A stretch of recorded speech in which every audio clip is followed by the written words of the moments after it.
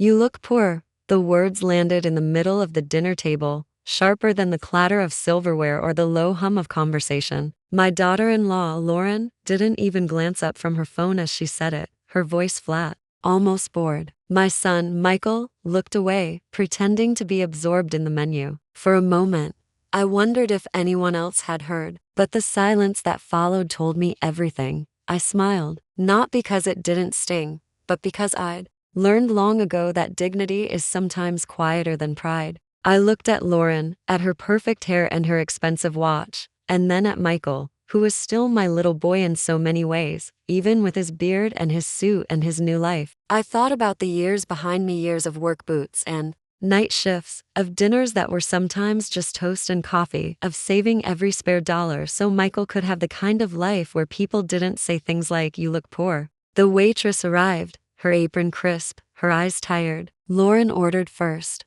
barely looking up. Michael followed, his voice soft. When it was my turn, I ordered the special, the same as always. The waitress smiled at me, a small, real smile, and I nodded back. She didn't know me, but she saw me. That was enough. I paid for the dinner. I always did. It was a ritual, a quiet way of saying, I'm still here. I still matter. The restaurant wasn't fancy, but it was clean, and the food was good. I'd chosen it because it was the kind of place where I felt comfortable, where the waitstaff called you sir and ma'am and nobody cared if your shoes were old or your jacket was out of style. As we ate, conversation drifted from work to vacations to the new car Michael and Lauren had just bought. Lauren talked about her job, about the people she managed, about the stress of it all. Michael nodded, adding a word here and there, but mostly he listened. I listened too, but I was thinking about how different things were now. When Michael was a boy, dinner was the one time we all sat together. No matter how tired I was or how little we had, we talked about school, about dreams, about the future. Now, the future was here, and it looked nothing like I'd imagined. Lauren's comment echoed in my mind. I wondered what she saw when she looked at me. Did she see the worn hands, the lines on my face, the clothes that had seen better days? Did she see someone who'd given up, or someone who'd given everything? I wanted to ask her, but I knew it wouldn't matter. People see what they want to see. After dinner, I insisted on paying. Lauren rolled her eyes, but Michael didn't argue. The bill wasn't small, but I'd planned for it. I always planned for it. As I handed the waitress my card, I caught Lauren watching me. There was a flicker of something in her eyes, pity, maybe, or annoyance. I didn't flinch. I just smiled, steady and quiet. On the drive home, Michael offered to drop me off. I thanked him, but I wanted to walk. The evening air was cool, and the city was alive with people heading home, laughing, talking, living their lives. I walked slowly, thinking about the dinner, about Lauren's words, about the years that had brought me here. I thought about resilience, not the loud, heroic kind, but the quiet, stubborn kind that keeps you moving forward, one step at a time. When I got home, I sat at the kitchen table and poured myself a cup of tea. The house was silent, but it was mine. Every chair, every crack in the wall, every faded photograph told a story. I looked at a picture of Michael as a boy, grinning, his hair sticking up in every direction. I smiled, a real smile this time. I'd done my best. Maybe that was enough. The next morning, I woke up early, as always. I made breakfast, read the paper, and tried not to think about Lauren's words. But they lingered, like a bruise. I wondered if I should say something to Michael, but I didn't want to cause trouble. He loved her. That was enough for me.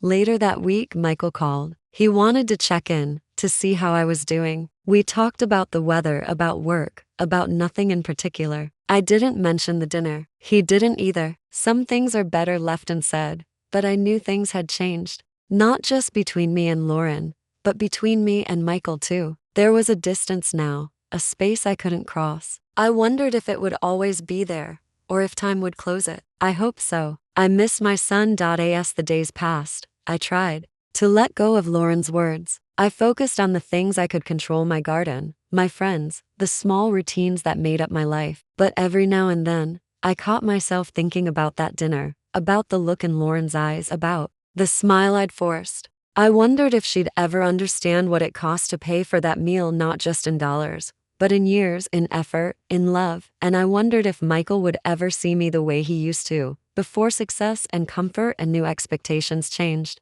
the way we looked at each other. I wasn't sure, but I knew one thing.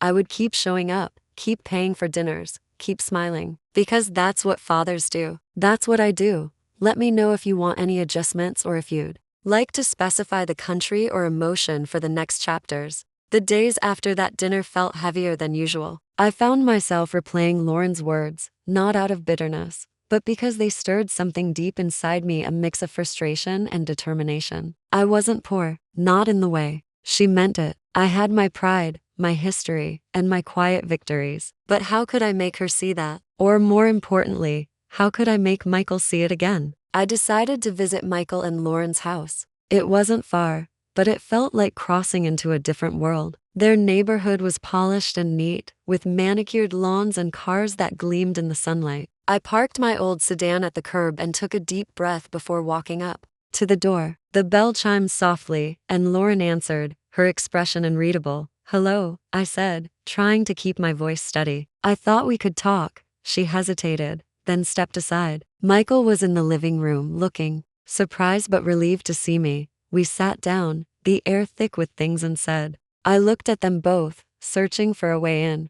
"I want you to know," I began, "that I don't hold any grudges. But I hope you understand that words can cut deeper than you realize." Lauren's eyes flickered with something remorse, maybe, but she said nothing. Michael nodded slowly, his face serious. We talked about the past, about the sacrifices I'd made, about the ways I'd tried to give Michael a better life. I didn't mention the hurt I felt from Lauren's comment. Instead, I focused on the love I had for my son and the hope that we could rebuild what felt fragile. As the conversation unfolded, I saw a shift. Lauren's defenses lowered, and Michael's usual warmth returned. It wasn't a perfect moment, but it was real. I left their house that day feeling a flicker of hope, a sense that maybe, just maybe, we could find common ground. Back home, I reflected on the visit. Resilience wasn't just about enduring. It was about reaching out, about bridging gaps even when it was hard. I realized that my role wasn't just to provide or protect, but to connect. The following week, I received an unexpected invitation from Lauren. She wanted to join me for coffee,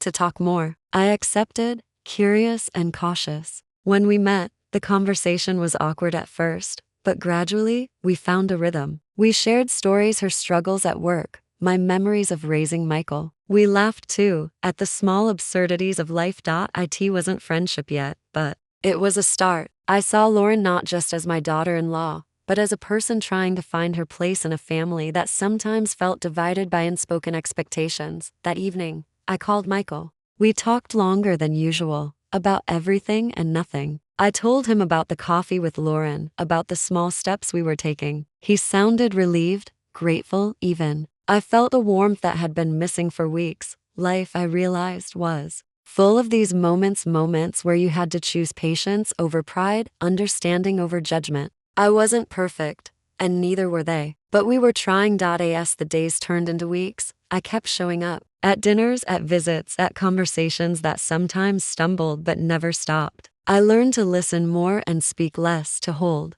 space for others' feelings without losing my own. And through it all, I held on to one truth. Resilience isn't about never breaking. It's about bending without snapping, about finding strength in vulnerability. The road ahead was uncertain, but I was ready to walk it. Because family, with all its messiness and contradictions, was worth every step. Let me know if you want me to continue with Chapter 3 or make any adjustments. The weeks moved quietly, marked by small gestures and cautious conversations. I noticed that Lauren had begun to soften, greeting me with a nod and sometimes even a smile when I visited. Michael seemed lighter, more at ease, as if the tension that had settled over us was beginning to lift. Still, the memory of that dinner lingered, a silent reminder of how easily words can build walls. One Saturday, Michael called and invited me to join them for a community event in the city park. It was a fundraiser for a local school, filled with families, music, and laughter. I hesitated, uncertain if I belonged in their world of polished appearances and effortless confidence. But Michael insisted, and I agreed, telling myself that resilience sometimes meant stepping into discomfort. At the park, Lauren greeted me with a cup of coffee and introduced me to her friends. Their conversations flowed with ease, filled with talk of careers, travel, and plans for the future. I listened quietly, offering a few words when asked, but mostly observing. I saw how Lauren moved through the crowd, confident and admired, and I understood how much she valued the image she projected. For a moment, I felt invisible, a relic from another life. Then during a lull, one of Lauren's friends turned to me and asked about my work before retirement. I spoke simply, sharing stories of long hours and hard-earned lessons. To my surprise, they really listened. Lauren watched, her expression thoughtful. When I finished, there was a brief silence. Then someone said, "That sounds like real work." Not many people stick with something that tough. There was respect in their voice, and I felt a quiet pride. Later, as the event wound down, Lauren approached me.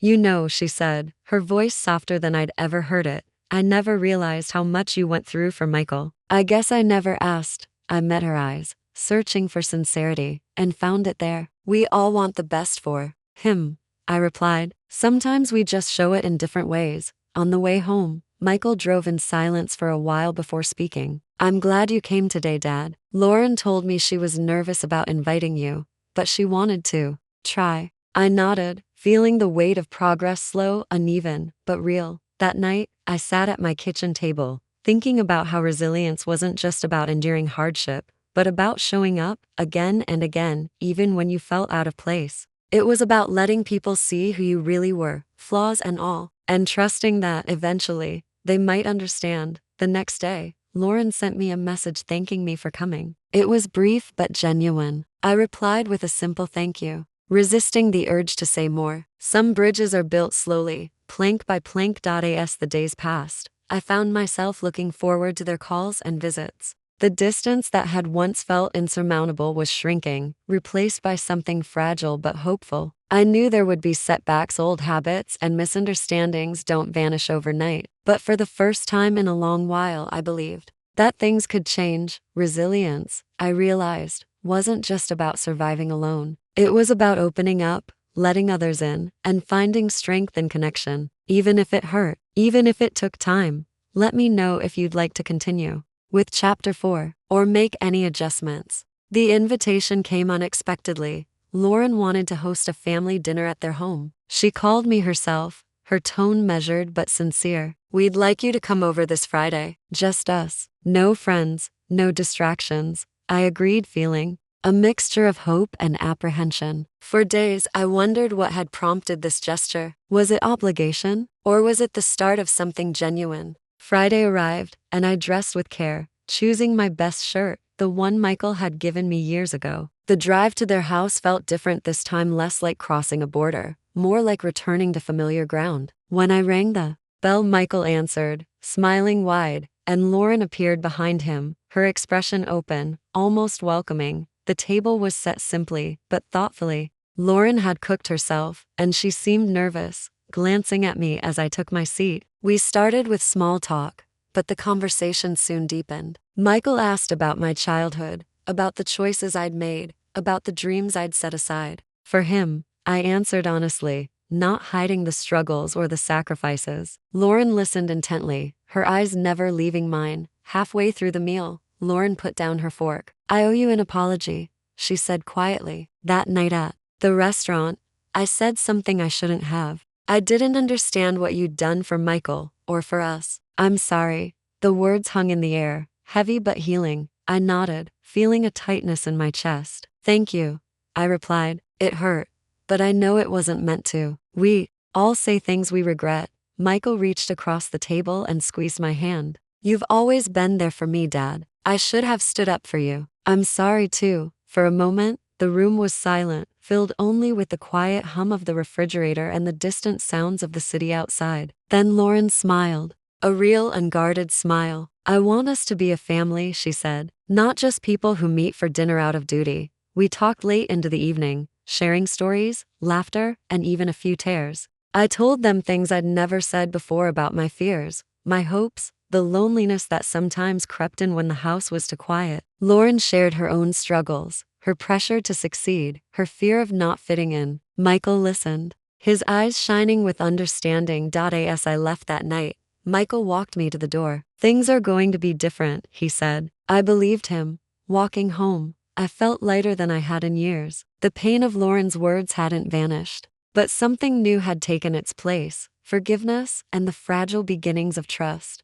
For the first time, I saw a future where we could move forward not as perfect people, but as a family willing to try. Resilience, I realized, isn't just about enduring what hurts. It's about opening yourself to healing, even when it feels risky. It's about letting go of pride and accepting the imperfect love that others offer. And as I closed my front door behind me, I knew that I was ready for whatever came next. The next few months unfolded with a quiet steadiness, the kind that comes only after storms have passed. Our family dinners became a new tradition, sometimes at Lauren and Michael's home, sometimes at my place. There was no longer any tension in the air, just the ordinary messiness of real people learning to live together, forgiving each other's flaws, and building something that felt like belonging. One evening, as we cleared the table together, Lauren paused beside me. "You know, I used to think respect was about what you wore, what you drove, how you looked to others. But I see now it's about something else. You taught me that." Her words were simple, but they carried the weight of everything left unsaid. Between us, I nodded, not needing to say more. Michael and I began to talk more openly. He asked about my life before he was born, about the choices that shaped our family. I told him stories I'd never shared about the jobs I took, the nights I worried, the reasons I saved every penny. He listened, sometimes with tears in his eyes, sometimes with laughter. Our relationship deepened in ways I hadn't dared hope for. Lauren surprised me one Sunday afternoon. She invited me to join her at a volunteer event she organized for her company. At first, I hesitated, but she insisted. "You have a way with people," she said. "They listen to you." I went, and for the first time, I saw her in her world not as an outsider, but as someone she wanted to include. We worked side by side, and I realized how hard she tried to be accepted, to prove herself, just as I had in my own life. Afterwards, we sat on a bench, watching families pack up for the day. Lauren turned to me, her voice steady. "I'm grateful you didn't give up on us." On me. I smiled, feeling the old wounds finally begin to heal. The true test of our new bond came unexpectedly. Michael lost his job in a round of layoffs. He called me late at night, his voice strained. "Dad, I don't know what to do." I listened, offering what advice I could, but mostly just being there. Lauren, too, leaned on me, asking for help with small things, letting me see her uncertainty. For the first time, they let me support them not just with money, but with presence, with experience, with love. As Michael searched for new work, our roles shifted. I helped him update his resume, watched their son on weekends, and reminded him that setbacks didn't define him. Lauren called me for recipes, for advice, for reassurance. The distance that once separated us was gone, replaced by a sense of shared struggle and mutual respect. When Michael finally landed a new job, we celebrated together. The dinner was nothing fancy, just takeout around my old kitchen table, but the laughter was real, the gratitude unspoken but understood. Lauren raised her glass and said, "To family, to second chances." We clinked glasses and I looked at my son, at my daughter-in-law, and felt a quiet pride. I realized then that resilience isn't just about surviving what life throws at you. It's about choosing every day to show up for the people you love, even when it's hard. It's about forgiving, about letting go of old hurts, and about believing that change is possible. That night, as I sat alone, I thought back to the dinner where it all began. I remembered Lauren's words, the sting of them, and how I'd smiled and paid for that meal. I understood now that the real cost wasn't in dollars, but in the courage it took to keep loving, to keep hoping, to keep reaching out. Our family wasn't perfect. We argued, we stumbled, we misunderstood each other, but we kept trying. And in that trying, in that everyday resilience, I found something I hadn't known I was missing: peace. The story didn't end with a grand gesture or a dramatic reconciliation. It ended with the quiet certainty that we had chosen each other, again and again, through every difficulty. And that, I realized, was enough.